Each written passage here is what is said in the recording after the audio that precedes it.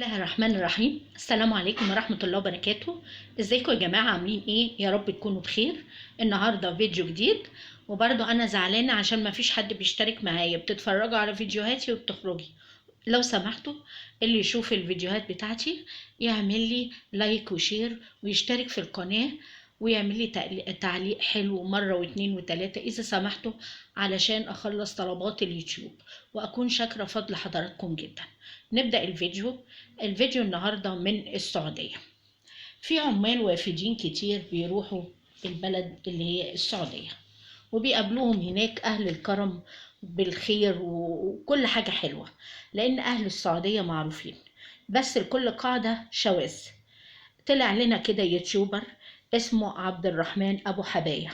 ده هو يوتيوبر سعودي، عنده قناة خاصة على موقع اليوتيوب.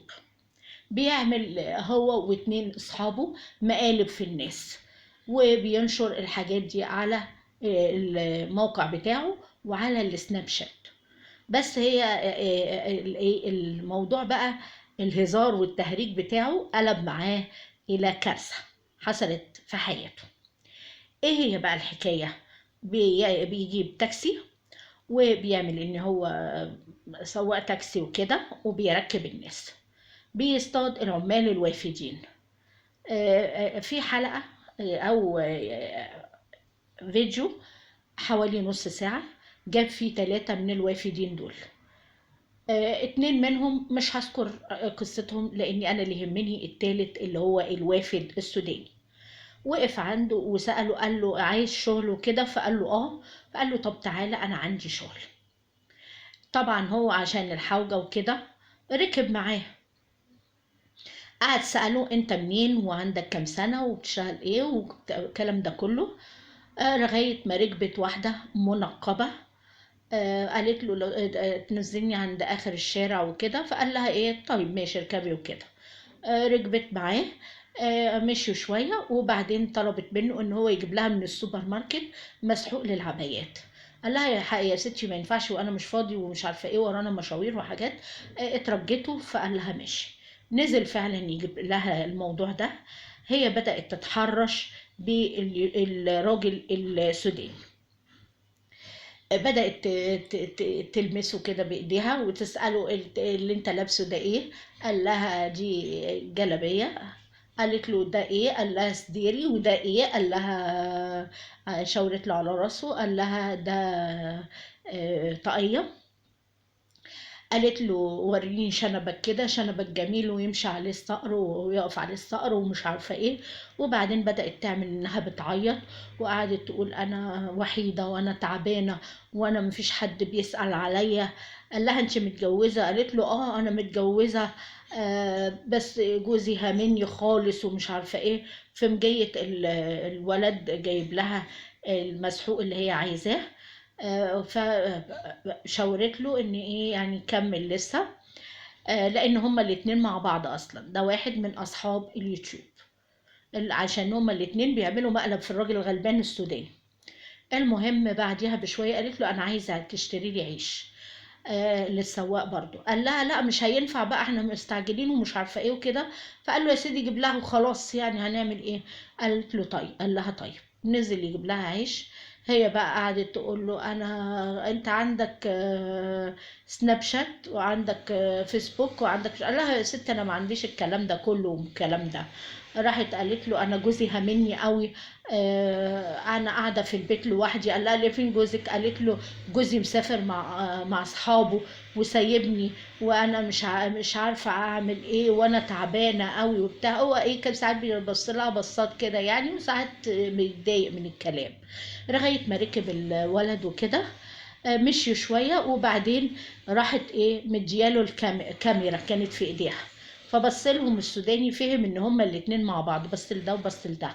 راح اليوتيوبر السعودي قال له ايه عجبتك؟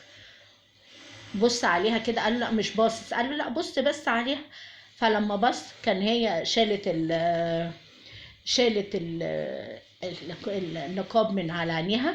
فطبعا بان ان هو ولد وبشنب وكله. طبعا السوداني اتضايق جدا واكيد فهم حاجه غلط عليهم هما الاتنين.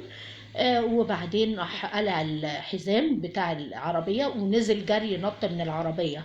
بيحاولوا يجيبوه تاني، قعد طبعا تيت تيت اكيد بيشتم يعني وكده. فعمال يقول له يا اخي ده مقلب، احنا بنعمل معاك مقلب، انت ما شفتش الكاميرا، مش عارف ايه كلام من ده. المهم السوداني طبعا متضايق جدا لانه ايه دمه حر وما يقبلش التهريج ده. المهم اتحايلوا عليه ان هو يركب وهيوصلوه المكان اللي هو عايزه. قال له عشان اركب دي تطلع قدام.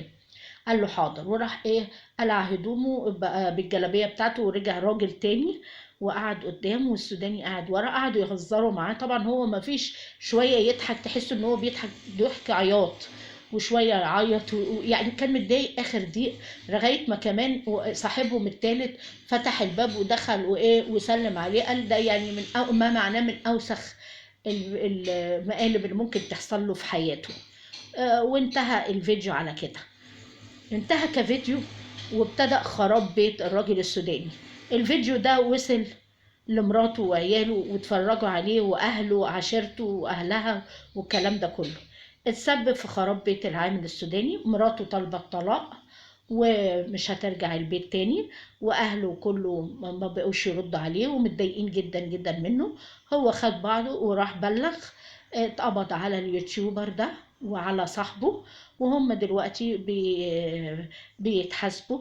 ولو كده ممكن يتعرضوا لعقوبة، الحبس قد يصل إلى سنة، وغرامة قد تصل ل500 ألف ريال سعودي.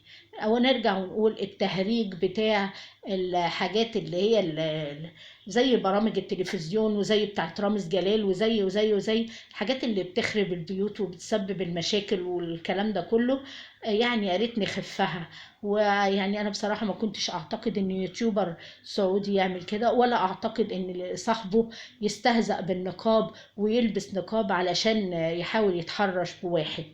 وده كان الفيديو بتاعي النهارده، ولو كنت وصلت لهنا ارجوك واتوسل اليك قبل ما تقفل الفيديو لو سمحت حط لي لايك وشير واشترك في القناه. انا ما عنديش مشتركين خالص، اذا سمحتوا ارجوكوا اشتركوا في القناه لان فعلا انا قربت ايأس.